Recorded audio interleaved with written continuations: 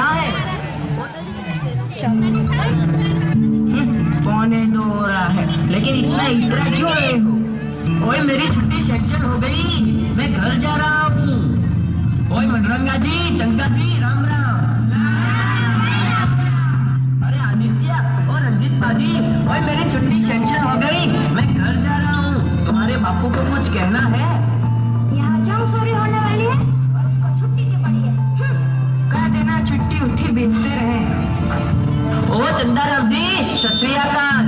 ओए मंजित्या मंजित्या मंजित्या, हाथ मिला, छुट्टी सेंशन हो गई, मैं घर जा रहा हूँ।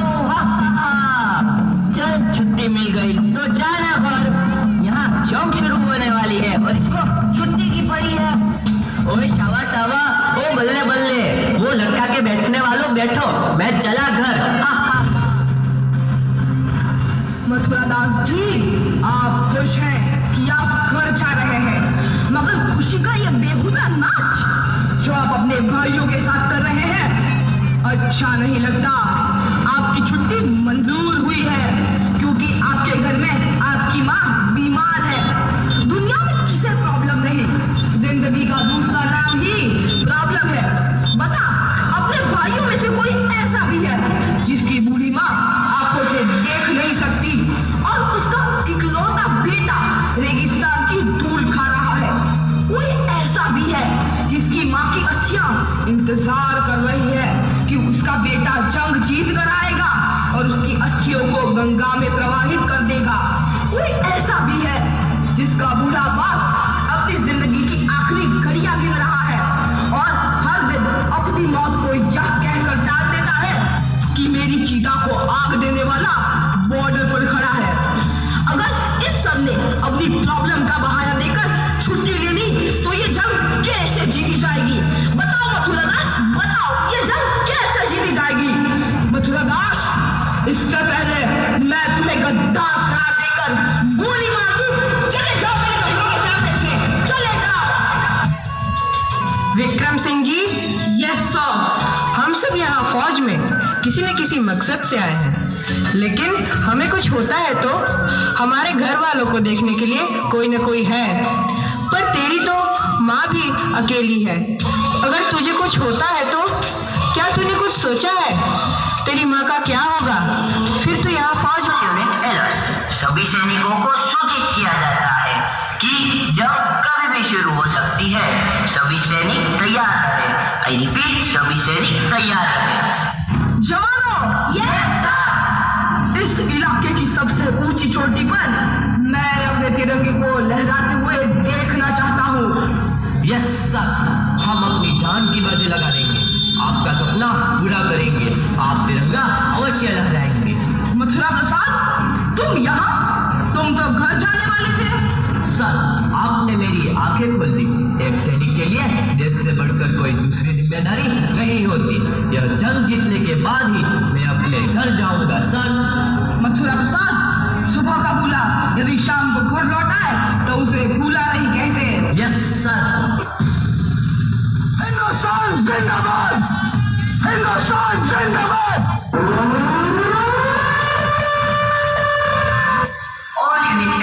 ऑल यूनिट अलर्ट, जंग का ऐलान हो चुका है। दुश्मन देश की तरफ से कभी भी गोलीबारी शुरू हो सकती है। सारी बटालियन अपनी पोजीशन पर पहुंचे। आई रिपीट, सारी बटालियन अपनी पोजीशन पर पहुंचे। दुश्मन देश की तरफ से कभी भी गोलीबारी शुरू हो सकती है। सारी बटालियन तैयार। भारत माता की जय, भारत माता की जय, वंदे मातरम, वंदे मातरम, हमला करो।